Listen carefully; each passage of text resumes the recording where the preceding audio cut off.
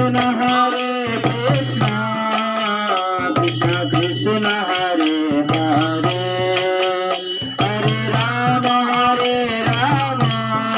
রাম রাম হরে হরে হরে কৃষ্ণ হরে Krishna Krishna Krishna Hare Hare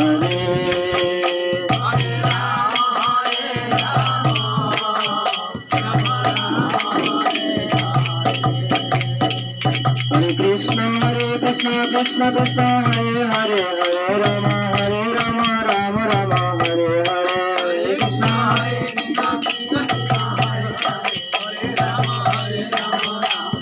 Hare Krishna Hare Krishna Krishna Krishna Hare Hare Hare Rama Rama Rama Hare Hare Hare Krishna Krishna Krishna Hare Hare Hare Rama Rama Rama Nitai Gaur Hare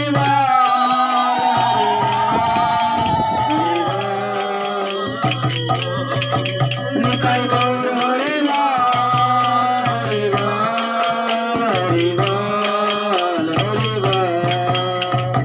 Nitai Gaur Premanande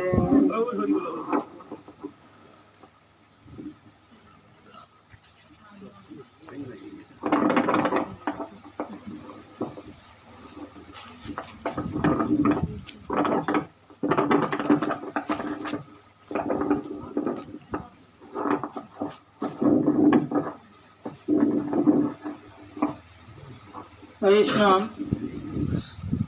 Radhe Radhe আমরা একটু সংকীর্তন মঙ্গলাচরণ করব তারপরে আমরা চৈতন্য চরিতামৃত থেকে চৈতন্য লীলা আস্বাদন করব তো সবাই জোরহাত করুন জয় জয় শ্রী চৈতন্য জয় নিত্যানন্দ জয় রহিত চন্দ্র জয় গৌর ভক্তবৃন্দ ওম জ্ঞানতিমিরন্ধস্য জ্ঞানাঞ্জন শলাকয়া চক্ষুর্মিলিतं येन তস্मै শ্রী গুরবে নমঃ নমো বিষ্ণুপাদায় কৃষ্ণপৃষ্ঠায় ভূতলে শ্রীমতে ভক্তিবেদান্ত স্বামিনীতি নামিনে নমস্তে সরস্বতী দেবে গৌরবাণী প্রচারিণে নির্বিশেষ শূন্যবাদী অচ্যুতরে সুতারিণে বৃন্দায় তুলসী কেশবাস্য বিষ্ণু ভক্তি বেদে সত্যবত্তাই জয় শ্রী কৃষ্ণ চৈতন্য প্রভু নিত্যানন্দ শ্রীদেব গদাধর শিবচরী গৌর ভক্তবৃন্দ হরে কৃষ্ণ কৃষ্ণ কৃষ্ণ হরে হরে হরে রাম রাম রাম হরে হরে হরে কৃষ্ণ কৃষ্ণ কৃষ্ণ হরে হরে রাম রাম রাম হরে প্রভু কইলেন পুনঃ মন্ত্র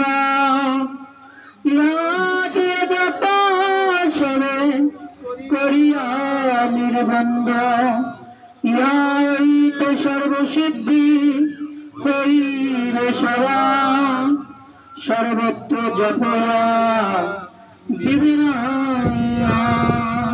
আরেকবার সবাই প্রেমানন্দে দুই বাহু তুলে যাদের যাদের হাত আছে উঁচু করুন হরে কৃষ্ণ কৃষ্ণ কৃষ্ণ কৃষ্ণ হরে হরে হরে রাম রাম হরে হরে भगवते वासुदेवाय ओम नमो भगवते वासुदेवाय ओम नमो भगवते वासुदेवाय नारायणं नमस्कृत्य नरं चैव नरोत्तमं देवीं सरस्वती व्यासं ततो जयमुदीरये नष्टप्रायेषु अवधेषु नित्यं भगवतो सेवया भगवते उत्तमश्लोके भक्तिर्भवति नष्टकी जस्य प्रसादात् भगवत् प्रसाद जस्य प्रसादन् गतिकृतोऽपि धयस्तु वन्दस्तु जशास्तु सन्दा वन्दे ग्रसे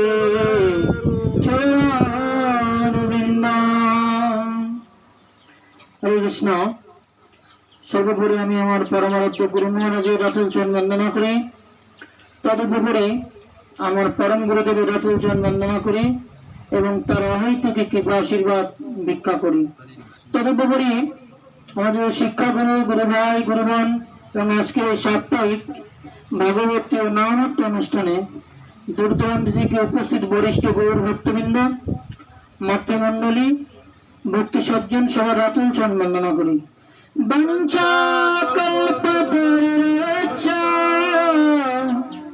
কৃপা সিন্ধু ভয়বচ পতিতানন্দবনেভ্যো বৈষ্ণবেভ্যো নমো নমো কৃষ্ণ বুঝিবার করে সংসারে আইনু নিচে মায়ায় বদ্ধ হয়ে কিসের তোমার এত অহংকার? তুমি পৃথিবীতে কি নিয়ে এসেছ? কিছুই নিয়ে আসনি। আমরা মনে করি যে আমরাই সৃষ্টির শ্রেষ্ঠ জীব, তাই না? মানুষ সৃষ্টির শ্রেষ্ঠ জীব না, ঠিক কিনা? আমরা তাই মনে করি, কিন্তু আমি মনে করি এই পৃথিবীতে সব থেকে নিকৃষ্ট জীব হচ্ছে মানুষ। এর থেকে নিকৃষ্টতম জীব আর পৃথিবীতে না। এত কনিষ্ঠতম জীব এই মানুষ, তা বর্ণনা করে শেষ করা যায় না। একটা পশু পাখি কীট পতঙ্গ, একটা গোমাতা, ধরুন একটা গোমাতা গাভী, সেই গাভী যদি প্রসব করে সেই বাচ্চা দেখবেন কিছু সময় পরে হাঁটা শুরু করে কিনা? বারবার চেষ্টা করে, পরে আবার ওই দিনেই 1 ঘন্টার ভিতর সেই বাচ্চা কি করে? হাঁটা শুরু করে। আর একটা মানুষের বাচ্চা জন্ম নিয়ে আর 10 মাসেও সে নিজের পায়ে হাঁটতে পারে না। পারে? যদি একটু কথাটা খারাপ মনে হচ্ছে যে মানুষের বাচ্চা আমি বলেছি, তা আমাদের মাঝে আমাদের দীপক খুঁড়ো সেই কাজ দেওয়া থেকে অনেক ভক্তবৃন্দ সহ আসতেছে আমাদের নামহট্ট মন্দিরে। তা তাদেরকে আমরা সবাই হরিধ্বনি উলুধ্বনি দিয়ে স্বাগত জানাবো।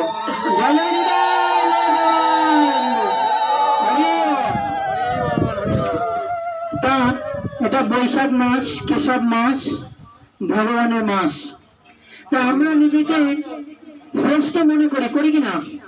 হ্যাঁ, যে আমি একজন ইঞ্জিনিয়ার, আমি একজন ডাক্তার, ঠিক না? আমি একজন কবিরাজ, আমি একজন ডায়মন্ড গোল্ডেন কারিগর, ঠিক কিনা? এরকম অনেক আমাদের মাঝে আমাদের কি আছে? অহংকার আছে না? তো দেখুন, এই পৃথিবীতে মানুষই সব থেকে নিকৃষ্টতম জীব। একটা পশু জন্মের সাথে সাথে সে কি করে? হাঁটতে পারে কিনা? এবং স্বাভাবিক খাবারও সে খেতে পারে। কিন্তু একটা মানুষের বাচ্চা যখন হয়, সে কমপক্ষে 11 মাস 12 মাসেও সে নিজের পায়ে দাঁড়াতে পারে? নিজের পায়ে দাঁড়াতে পারে না। 8 মাস 7 মাস তাকে মায়ের বুকের দুগ্ধ খেয়ে বেঁচে থাকতে হয়। বুঝতে পেরেছেন? তো কত বড় সৃষ্টির শ্রেষ্ঠ জীব আমরা এই মানুষ। তথাপি আমরা কি করি? আমরা নিজেরা অহংকার করি। কি করি? অহংকার করি কিনা? করি তো। আমাদের অনেক ভক্তরা এসেছে, অনেক গরম, তো একটু সামনের দিকে আগায় বসেন। ভক্তরা বলবে তাহলে ফ্যানের বাতাস সবার গায়ে লাগবে, একটু সামনের দিকে আপনারা চলে আসেন। আমাদের ভক্তরা আসছে কাজ দেওয়া থেকে, দীপক খুঁড়েদের বাড়ি অনুষ্ঠানের সময় চলে আসে, তো তাই দীপককার সবাইকে নিয়ে আসছে। দীপককার 2 মেয়ে, সহোদর 3 মেয়ে, সহোদর মিনি জামাই নাতিপুতি সবাইকে নিয়ে আসছে। হরিবল। এই জন্য বলছি আমরা সৃষ্টির সেরা জীব। আমরা নিজেদেরকে মনে করি যে আমরা মানুষ, আমরা সৃষ্টির সেরা জীব, কিন্তু আমরা অবশ্যই সৃষ্টির সেরা জীব। কিন্তু কখন?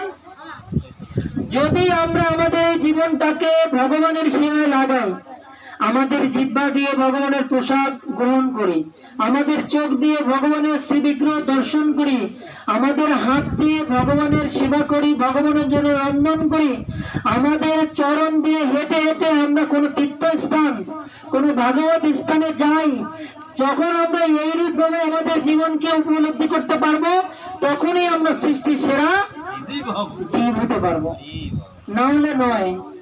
বুঝতে পারছেন? যদি সে শুচি হয়ে কৃষ্ণ ত্যাজে, তাহলে সে অসুচি হয়। যদি মুচি হয়ে কৃষ্ণ গ্রহণ করে, তাহলে কি হয়েছে? সে শুচি হয়। বুঝতে পেরেছেন?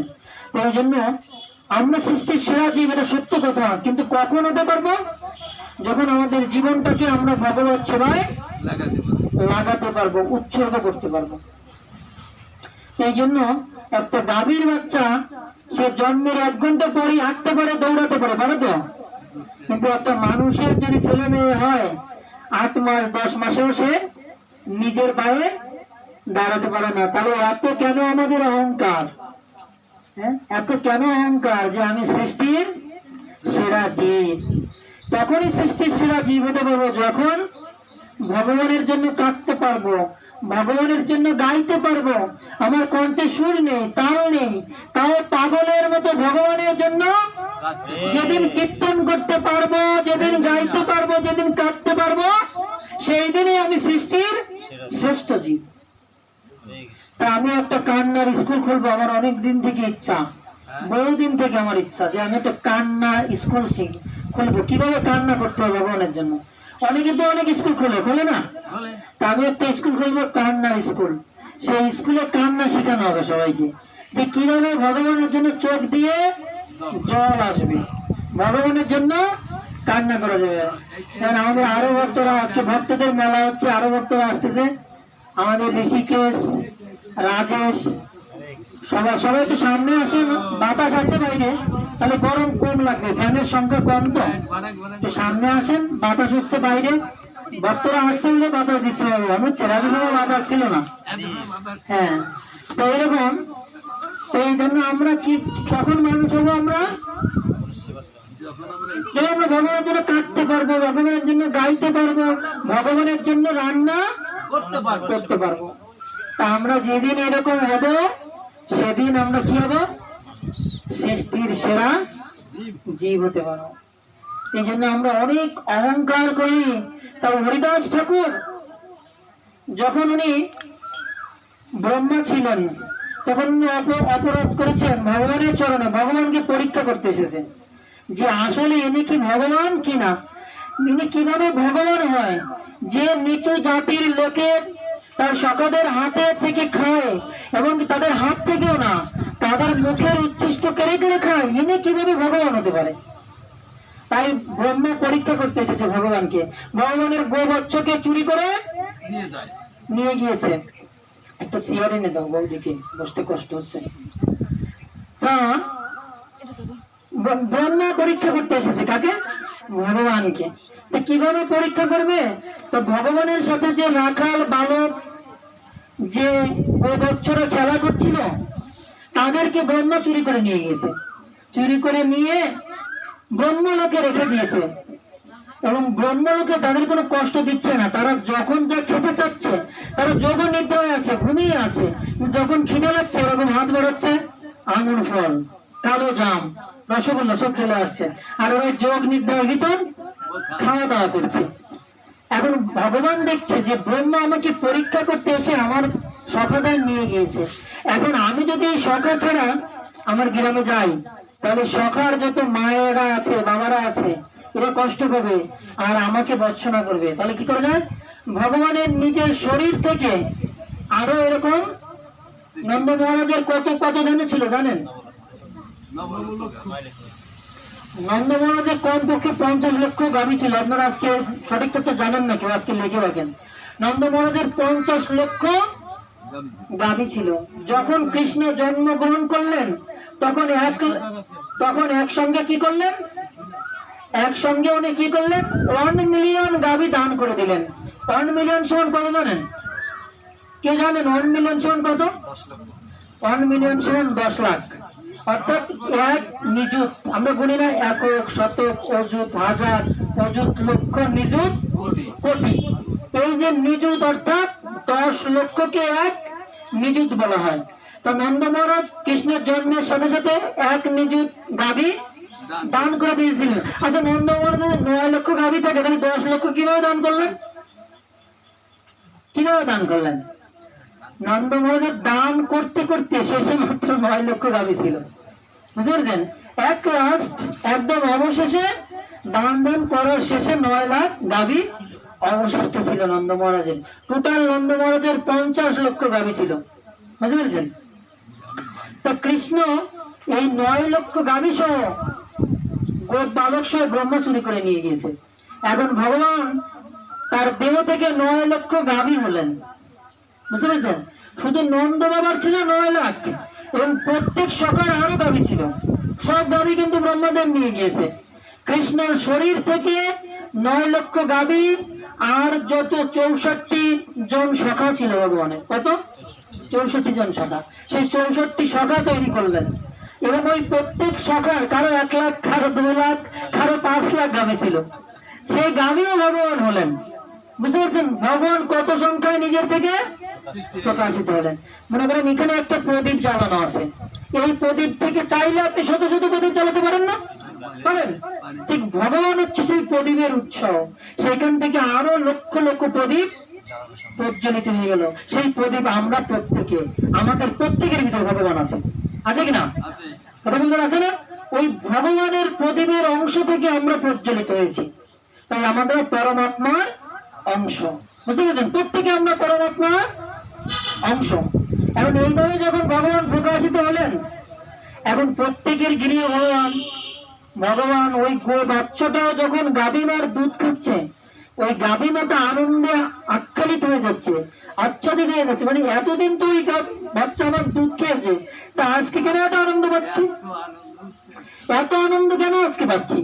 কারণ প্রত্যেকেই তো কৃষ্ণ। আজকে এমনি তো সবাই কৃষ্ণ ছিল, প্রত্যেকের ভিতরে কৃষ্ণের অংশ ছিল, কিন্তু আজকে পূর্ণরূপে সবাই কে? সবাই কৃষ্ণ। বুঝতে পেরেছেন? সবাই কি? কৃষ্ণ। মনে করেন যে আমরা চরণামৃত খাই, হাতে তালুতে নিয়ে একটু খাই, আর যদি প্রত্যেকদিন সবাই হাতে 1 গ্লাস দেওয়া হয়, তাহলে কেমন আনন্দ হবে? তালুতে 1 ফুটা খাওয়ার থেকে যদি 1 গ্লাস খাওয়া হয় ঠান্ডা ফ্রিজিং চরণামৃত, তাহলে কেমন লাগবে? অনেক আনন্দ লাগবে না? আপনি 1 ফুটা চরণামৃত খাবেন, যতটা আনন্দ লাগবে, যদি 1 গ্লাস খাওয়া হয় তাহলে বেশি আনন্দ লাগবে। আজকে ওই গোমাতা, গোবৎস এবং ব্রতের সব মায়েদের একই অবস্থা। যখন তার রাখাল বালককে ভোজন দিচ্ছে, যখন ভোজন গ্রহণ করছে, ওই মা বলছে এতদিন তো তুই খেয়েছিস, তো আজকে কেন তুই বেশি ভালো লাগছে, তোকে আরো দিতে ইচ্ছা করছে। আজকে এরকম কেন হচ্ছে? কারণ প্রত্যেকেই কে? কৃষ্ণ। যদি আপনারাও চান আপনাদের গৃহে কৃষ্ণ আসবে, পূর্ণরূপে আসবে, কিন্তু কৃষ্ণকে কি করতে হবে? ডেকে নিতে হবে। ডাকার মতো যদি আমরা ডাকতে পারি তাহলে কি হবে? কৃষ্ণ অবশ্যই আসবে। অদ্যকারে লীলাকারে গোরারায় কোন কোন ভগবানে দেখিবার পাই। আমাদের দীপক খুড়ার পূর্ণ বিশ্বাস আছে যে আজকে নামত্ব হচ্ছে, তা কবে উনি 1 বছর আগে এসে গেছে, হয়তো নামত্ব বন্ধ হয়ে যাওয়ার কথা না, বন্ধ হয়ে যাওয়ার কথা না। কিন্তু না, দীপক খুড়ো একজন বৈষ্ণব, আমি খুঁড়ি বলি ভালোবেসে। তা দেখুন, ওটা কিন্তু আমার কাছে ফোনও করিনি, শুনিও নি, কিন্তু সবাইকে নিয়ে আসছে। আজকে হয়তো আমরা আরেক জায়গায় অনুষ্ঠানেও যেতে পারতাম, নামত্ব হতো না, তা ওনারা এসে ফিরে যেতেন। কিন্তু দেখেন ওনাদের ভিতর সেই বিশ্বাস আছে যে না, আজকে অনুষ্ঠান হচ্ছে, হবে, তাই আমরা যাবো। এই যে হচ্ছে ভালোবাসা, এই যে হচ্ছে আত্মার টান। বুঝতে পেরেছেন? আত্মার আকর্ষণ। তো ভগবানকে যদি আমরা এইভাবে আকর্ষণ করি, ভগবানকেও যদি আমরা এইভাবে ডাকি, ভগবান অবশ্যই আমাদের ঘরে আসবে। আজকে ব্রজের ঘরে ঘরে ভগবান, ব্রজের গোয়াল ঘরে পর্যন্ত ভগবান। শুধু ব্রজের ঘরে না, গোয়াল ঘর, বুঝতে পারছেন? ওখানে থাকা যায়, গোয়াল ঘরে পায়খানা, প্রচ্ছাপ, মশার কামড়, কিন্তু ভগবান ভালোবাসার টানে আজকে ব্রজের গোয়ালেও প্রবেশ করেছে, বুঝতে পেরেছেন? এই জন্য ভগবানকে ডাকার মতো ডাকতে হবে। কোন कहता है ভগবান खाता नहीं, तू सबरी के जैसा खिलाता नहीं। আপনারা অনেকে বোঝেন না, কিন্তু দীপকটা যারা আছে অন্য বুঝেছে, বুঝছেন? হিন্দি ভাষা এটা বলছে। কে বলেছে ভগবান খায় না? তুমি তো সবরীর মতো ভগবানকে খাওয়াতে পারো না, তাই ভগবান খায় না। তুমি যদি সবরীর মতো খাওয়াতে পারো, তাহলে তোমার উচ্ছিষ্ট খাবারও গোবিন্দ এসে খেয়ে নেবে। কিন্তু সবরীর মতো তো হতে হবে। 1 বছর নয়, 2 বছর নয়, 54 বছর নয়, 58 বছর পর্যন্ত সবরী রামের জন্য অপেক্ষা করেছে, কবে রাম আসবে। প্রত্যেকদিন ফল সংগ্রহ করেছে। এই যে ফলটা মিষ্টি না সেটা ফেলে দিয়েছে, যেটা মিষ্টি সেটা রেখে দিয়েছে। এভাবে 58 বছর ফল সংগ্রহ করেছে। কোন ফল থেকে গাছ হয়ে গিয়েছে, কোন ফল পচে মিশে গিয়েছে, বুঝতে পেরেছেন? সেই ফল আমার রাঘবেন্দ্র, রঘুনাথ, রামচন্দ্র এসে আস্বাদন করেছে, বুঝতে পেরেছেন? তো ভগবান ভাবকে গ্রহণ করে, ভগবান ভোগ খায় না। ভগবানের ভোগের অভাব নেই। ভগবানকে আপনি যদি একটু খেতে দেন, এটা না খেলেও তার কোনো অভাব নেই। অনন্ত কোটি বিশ্ব ব্রহ্মাণ্ডের যিনি মালিক, এই যে গাছে কাঁঠাল দিয়েছে গৌরাঙ্গের, দেখছেন? 38টা কাঁঠাল হয়ে গেছে। এই কাঁঠাল কি আমরা ইচ্ছা করে ধরাইছি? এই গাছে 4টা হয়েছে, এই গাছে মাত্র 4টা হয়েছে, এই গাছে 38টা হয়েছে, বুঝতে পারছেন? এই জন্য ভগবানের কোনো কিছু খাওয়ারও দরকার নেই, তার ভোগের দরকার নেই, তার ভাবের দরকার। আপনি কিভাবে ভগবানকে দিচ্ছেন, ভগবান শুধু কে সেটা দেখবে। এই জন্য আমাদের এই তুচ্ছ ক্ষুদ্র জীবনটাকে, এই একটা মাত্র জীবন, অনেক জীবন তো পেয়েছি আমরা, পেয়েছি কিনা? অনেক জীবন পেয়েছি। কখনো কুকুর, কখনো বিড়াল, কখনো হাতি, কখনো বানর হয়েছে অনন্ত কোটিবার। এইবার মনুষ্য জন্ম পেয়েছি। এই ক্ষুদ্র নিকৃষ্ট জীবনটাকে গোবিন্দর চরণে উৎসর্গ করতে হবে। এইবারও করুণা করো বৈষ্ণব গোসাই, পতিত পাবন তোমা বিনে কেহ নয়। এই বৈষ্ণব ঠাকুর, আর আমাকে ছলনা করো না। অনেক জন্ম আমাকে ছলনা করেছে, কিন্তু এইবার আমাকে করুণা করে তুমি কৃপা করো। তুমি ছাড়া বন্ধু এই জগতে আমার আর কেউ নেই। তো এই একটা জীবন যদি আমরা ভগবানকে দিতে পারি, তাহলে আমাদের জীবন কি হবে? সফল হয়ে যাবে। তাই হরিদাস ঠাকুর ব্রহ্মা হয়ে কি করলেন? ভগবানকে পরীক্ষা করলেন। ভগবান কি করলেন? তার নিজের দেহ থেকে পুনরায় আবার সবকিছু সৃষ্টি করলেন। ব্রহ্মা দেখলেন, আরে আমি একটু দেখে আসি, 1 বছর হয়ে গিয়েছে। মানে ব্রহ্মলোকের 1 দিন আর পৃথিবীর 1 বছর হয়ে গিয়েছে। এটা দেখে আসি কি অবস্থা। এখন 1 বছর হয়ে গেছে, বুঝতে পেরেছেন? ব্রহ্মা কিন্তু বুঝতে পারেনি। ব্রহ্মা বলছে তো 1 দিন হয়েছে, কিন্তু এসে দেখে 1 বছর। এখন ব্রহ্মা নিচে এসে এরকম হাত জোর করে অভিমান, যাদের অভিমান হয়, বেশি টাকা পয়সা ধন সম্পদ থাকে, তাদের আলাদা একটা ইগো থাকে, কোথাও যদি যায় এইভাবে দাঁড়ায় থাকবেন, দাঁড়া না? ব্রহ্মাও ঠিক এইভাবে এসে দাঁড়াইছে। দাঁড়ায় দেখে কি রয়েছে, যত গোপে বালক সব এখানে, একবার এমনি থাকে, একবার ওই জায়গা থাকে। সবাই থাকেন, একবার ওই দিকে, একবার এই দিকে। ওই জায়গাও সব বালক দেখে, এখানেও সব বালক দেখে। এই কি, ওখানেও যে বালক, এখানেও সে বালক। তখন ভগবানের চরণে এসে প্রণাম করছে, গোবিন্দ তুমি আদি পুরুষ, গোবিন্দম আদি পুরুষম তমহং ভজামি। হে গোবিন্দ, তুমি সে আদি পুরুষ, তোমাকে আমি ভজনা করি। ভগবান কিছুই বলেননি, ব্রহ্মাকে অভিশাপ পর্যন্ত দেননি, ব্রহ্মার দিকে একটু মুখ কালো করেও তাকাননি। ভগবান ব্রহ্মা যে ভগবানকে পরীক্ষা করতে এসেছে, ভগবান তো পরীক্ষায় জয়ী হয়েছেন, ভগবানের তো কিছু বলা দরকার। আমরা যেমন বলি না, আমরা যদি কোনো কিছু একটু পাই আর একজনকে ঠেস দিয়ে ভালো বলতে পারি, দেখেছিস আমি বলেছি না তাই, দেখ তাই তুই বলেছিস এটা ভুল, বলি না। ভগবান কি করছেন? কিচ্ছু বলেনি, নাকি ব্রহ্মার দিকে একটু করার দৃষ্টিতেও তাকায়নি, তাকিয়েছে, শুধু একটা হাসি দিয়েছে, মনোহর একটা হাসি দিয়েছে শুধু, আর কিচ্ছু দেয়নি। ভগবান চলে গিয়েছে। ব্রহ্মা ক্ষমা প্রার্থনা করেছে, ভগবান ক্ষমা করে দিয়েছে, কিন্তু ব্রহ্মার হৃদয়ে শান্তি নেই যে আমি ব্রহ্মা, আমার কথায় ভগবান অবতীর্ণ হয়েছে, আর আজকে আমি ভগবানকে পরীক্ষা করতে এসেছি। এর থেকে নিচু জনি আর কিছু হতে পারে না।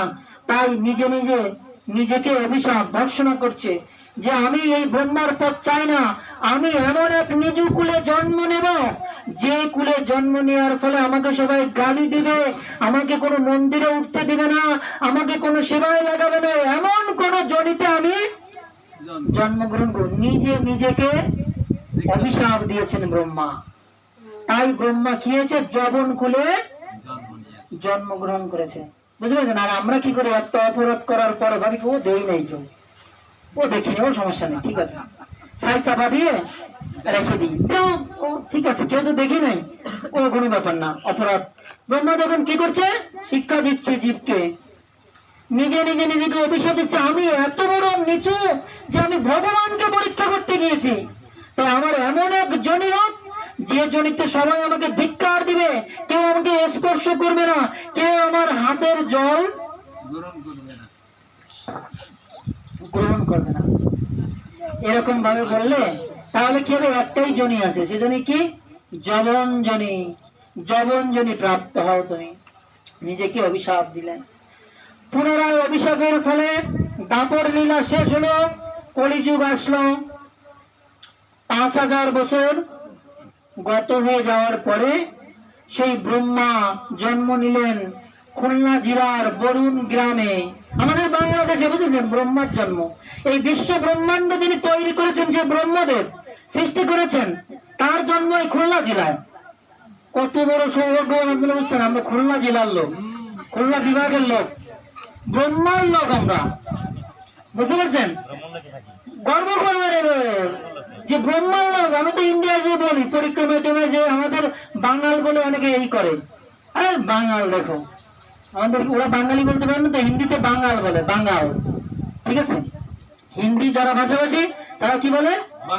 আর বাঙ্গাল বলে, এটা গালি ভাব সবার ইগো বেড়ে যায় যে বাঙ্গাল বলে গালি দিচ্ছে। বাঙালি বললে আমার ভালো লাগে যে বাঙালি, তাই না? বাঙ্গাল এরকম ভাবে, বেটা তুই বাঙাল বলতিস, জানিস ব্রহ্মা আমাদের বাড়ির কাছের লোক। ব্রহ্মা যিনি এই জীব সৃষ্টি করেছেন তার বাড়ির বাসার লোক আমরা। এই খুলনা জেলার বরুণ গ্রাম, এখন এটা সাতক্ষীরা জেলার ভিতর পড়ে গেছে, কেওড়া গেছে, বুঝতে পেরেছেন? সেখানে ব্রহ্মার আবির্ভূত হয়েছিলেন কার ঘরে? হারেস। কার ঘরে? হবিউল্লাহ মিয়া তার পিতার নাম, আর তার নাম ছিল হারেস। হরিদাসের আগের নাম কি? হারেস, আর তার বাবার নাম কি? হবিউল্লাহ মিয়া। যদি আপনারা কেউ বাংলা সাহিত্য নিয়ে পড়াশোনা করেন তাহলে ওখানে একটা কথা আছে, হবিউল্লাহ মিয়ার পাত কুয়ার জল, সে তো আরো জাত মারা কল, বুঝতে পেরেছেন? একবার ব্রাহ্মণরা একটা শ্রাদ্ধ খাতে আসবে নিমায়ের বাড়ি, এখন বলছে ওই হরিদাসকে নিমন্ত্রণ করেছে, ওই জায়গায় আমরা খাবো না, হরিদাস যেখানে থাকবে আমরা সেখানে খাবো না, আমরা আলাদা বাড়ি খাবো। এরকম হয় না আমাদের, যে এই বাড়ি খাবো না, আমরা আর এক বাড়ি রান্না বান্না করে খাবো। তখন কি বলতে হবে? ঠিক আছে, আমরা খাবো, তাহলে আমরা আগে গঙ্গা স্নান করে আসি। এখন সুন্দর তেল মেখে ব্রাহ্মণরা গঙ্গায় নেমেছে, যত নামে তত গঙ্গা সরে যায়, গঙ্গায় কোনো জলই নেই।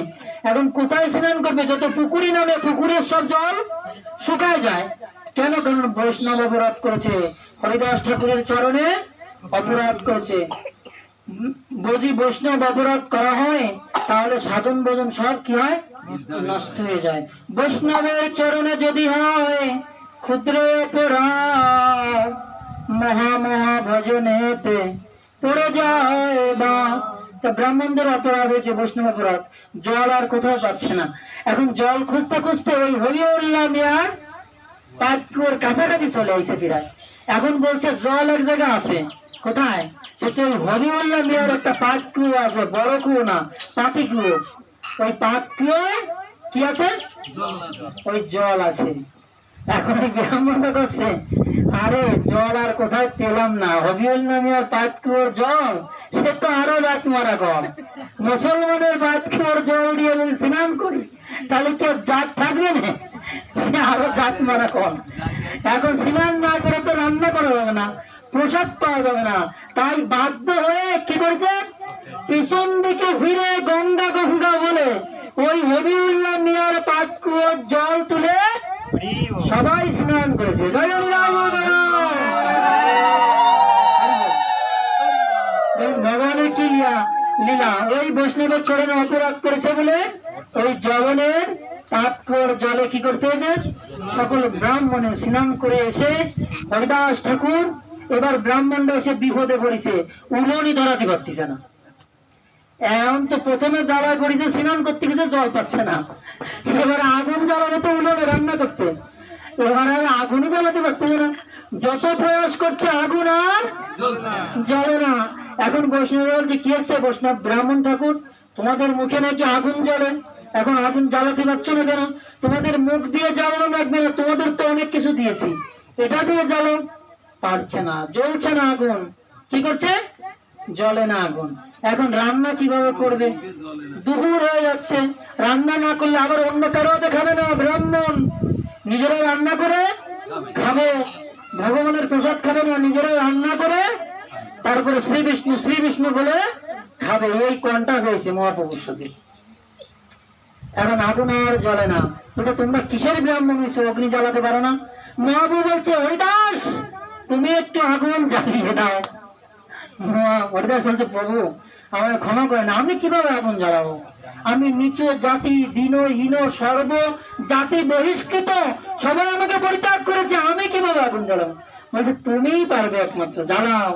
তখন মুখে লইল হরিনাম বলিয়া, হরিনাম করিয়া হরিদাস ডাকিল অগ্নি দেবেরে, অগ্নিদেব প্রকট হইল হরিদাসের আহ্বানে। হরিদাস হরে কৃষ্ণ মহামন্ত্র জপ করছে, হরে কৃষ্ণ কৃষ্ণ কৃষ্ণ কৃষ্ণ হরে হরে, হরে রাম রাম রাম হরে হরে। যখন বলে অগ্নিদেবকে আহ্বান করেছে, সাথে সাথে কি করেছে, আগুন জ্বলে উঠেছে। বুঝতে পেরেছেন? এ হচ্ছে হরিদাস, ব্রহ্ম হরিদাস নাম। কেন ব্রহ্ম হরিদাস বললো? ওই যে আগুন জ্বালিয়েছিল, ব্রহ্মকে জাগরিত করেছিল, এখানে তাকে একবার বলে ব্রহ্ম হরিদাস। তেমনি ব্রহ্মার অবতার, কিন্তু ওনাকে ব্রহ্ম হরিদাস বলা হয় কেন? এই অগ্নি প্রজ্বলিত করেছিল, আর উনি নামের আচার্য, 3 লক্ষ নাম জপ করতেন, তাই ওনাকে নামাচার্য বলা হলো।